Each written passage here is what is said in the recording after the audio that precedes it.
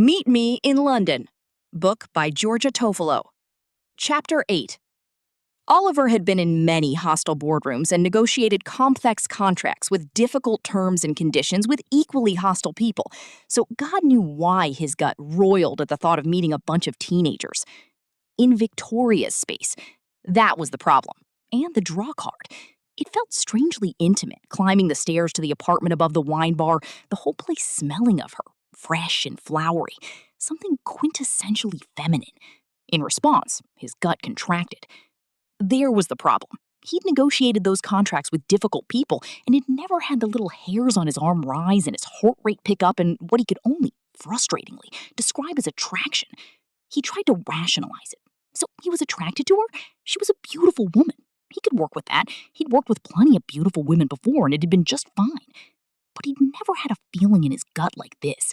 Half apprehension, half excitement. All sensual. Worse, he'd been anticipating this all day, and no matter how many times he tried to pull his thoughts away from her, he'd found himself imagining her space, imagining her in it, imagining her in her bed, with him.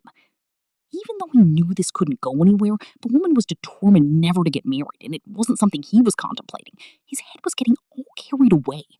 He was off balance, and that wasn't something he was used to. He knocked. No answer. Waited. Knocked again. Then pushed the unlocked front door open and was greeted with chatter 10 decibels louder than he'd expected, and a whole other frequency level. No wonder they hadn't heard his rap on the door. He followed the noise down a clean, white-walled corridor, glancing past a kitchen, lounge, bathroom, and neat feminine box room to the end room, and his tight stomach plummeted. Whoa, so many women, so much noise, so much color. It was a huge white room that, he imagined, in daylight would get lots of light from the large bay window. There wasn't a bed, just shelves spilling fabric and paper and scorched linens on every available surface. Large rolls of material were propped up against what free wall space there was, and on the floor in the corner were school bags and discarded notebooks covered in drawings.